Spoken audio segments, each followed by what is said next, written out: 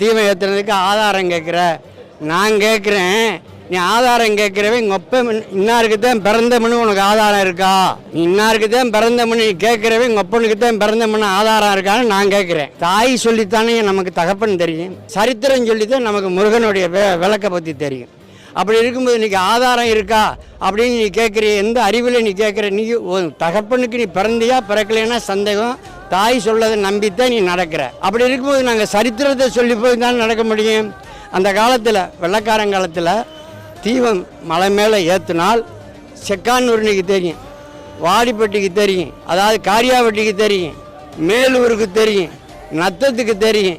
இந்த மாதிரி ஒரு 25-30 மைல் சுற்றளவுக்கு தெரிஞ்ச தீபத்தை இவங்களா வந்து அதை கெடுத்து ரொம்ப அதை நாசம் பண்ணிட்டு அந்த விளக்கை ஏற்ற விடாமங்க மூளையில் வச்சு ஏற்றிட்டு இன்றைக்கி ஆதாரம் கேட்குறிய.